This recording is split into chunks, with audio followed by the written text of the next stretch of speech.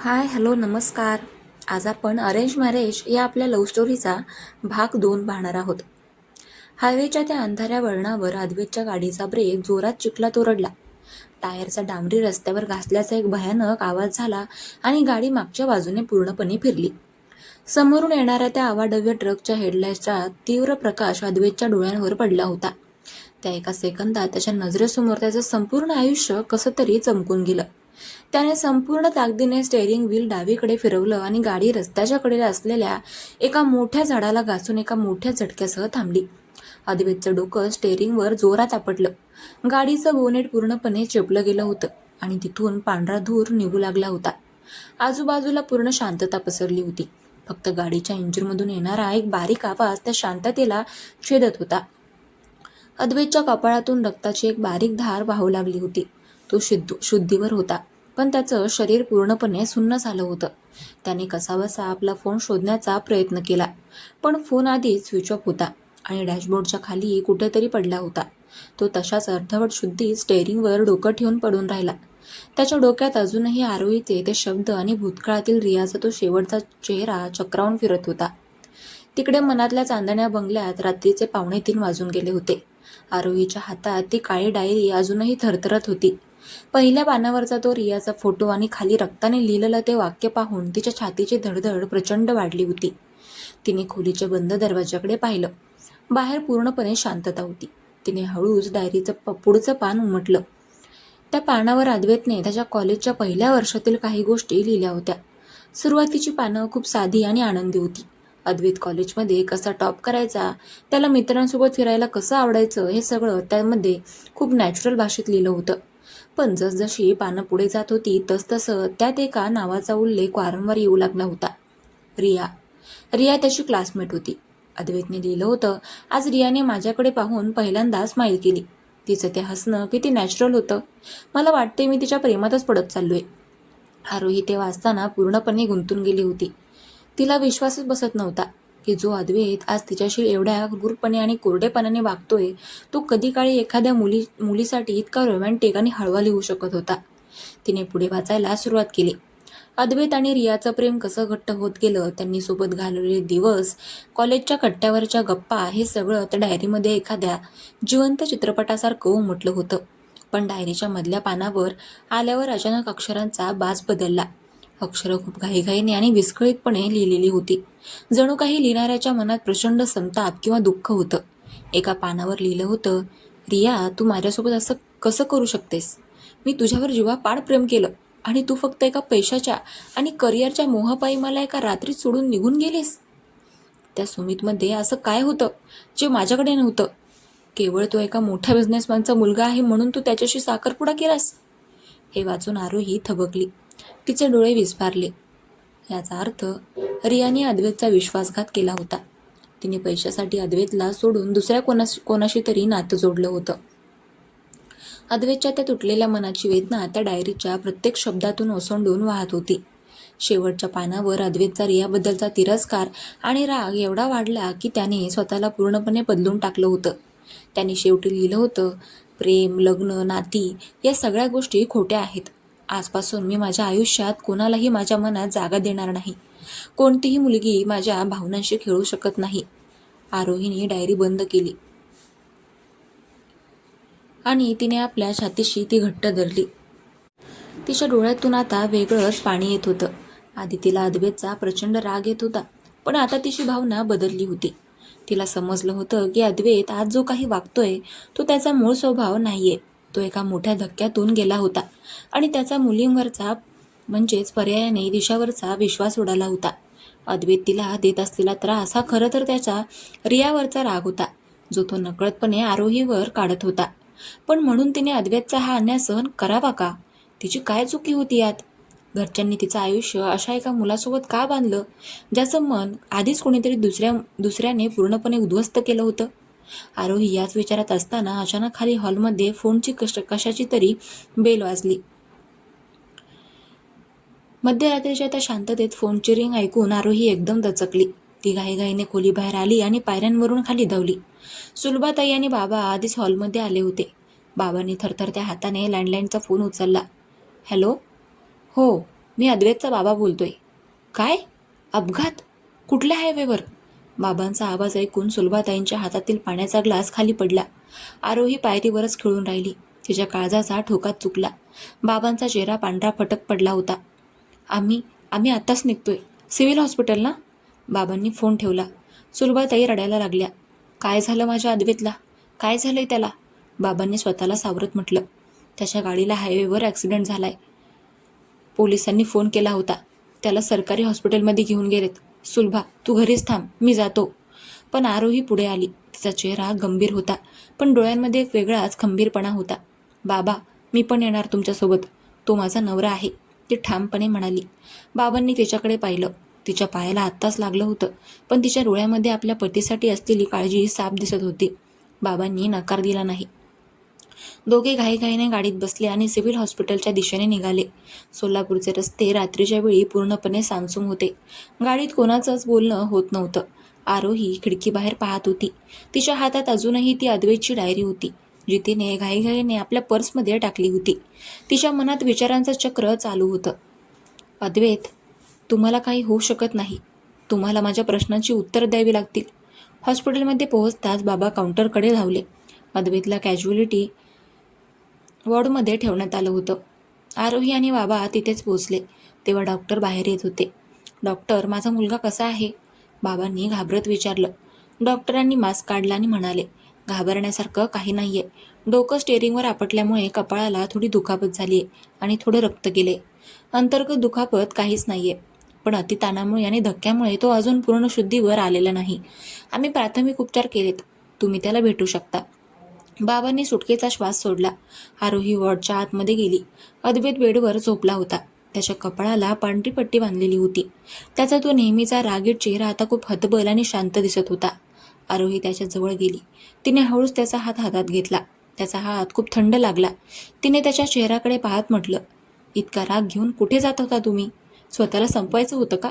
अद्वैतने हळूहळू आपले डोळे उघडले. औषधांच्या प्रभावामुळे त्याला सुरुवातीला सगळं अंधुक दिसत होतं, पण समोर त्याला एक चेहरा दिसला. त्यांनी अस्पष्ट आवाजात म्हटलं, रिया.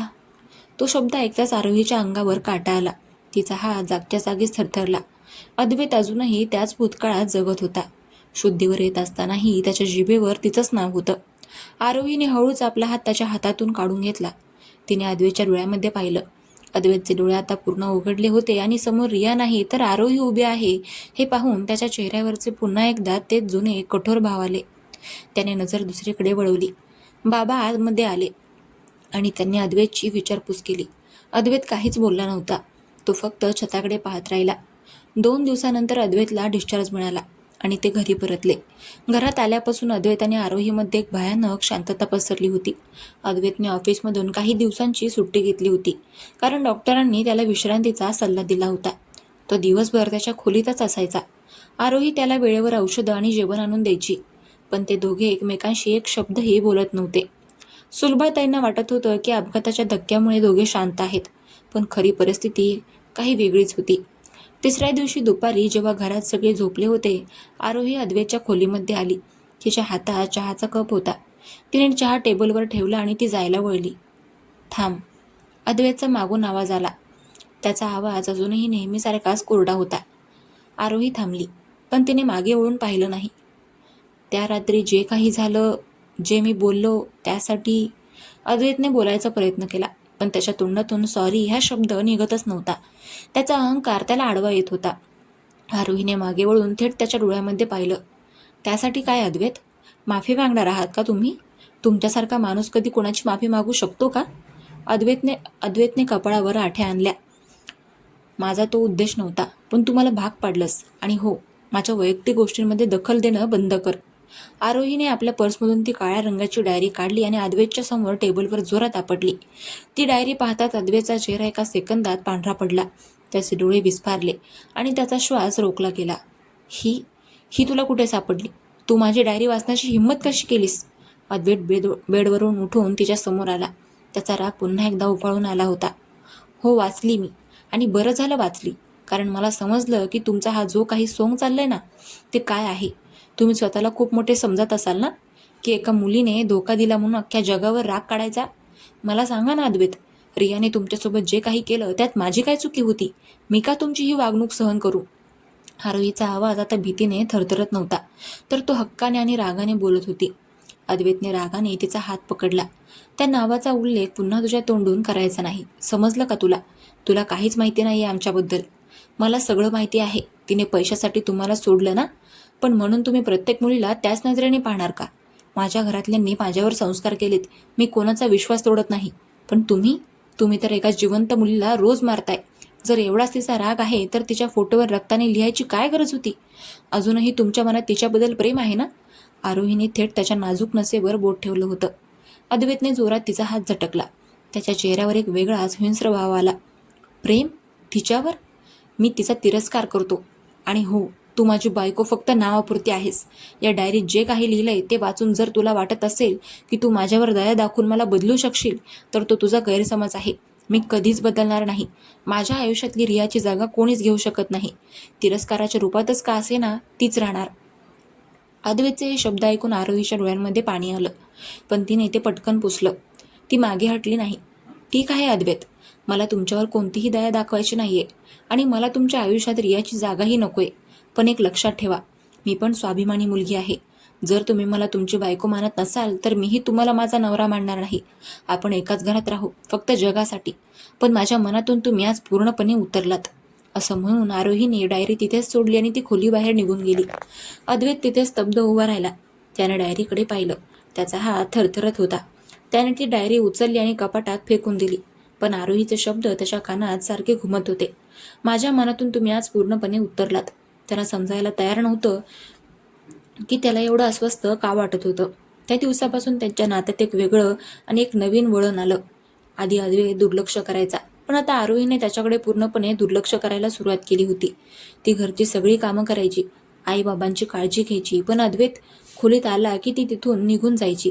ती त्याच्यासाठी जेवण वाढून ठेवायची, पण एकत्र बसत नव्हती. अद्वैतला आता हे वागणं खटकू लागलं होतं.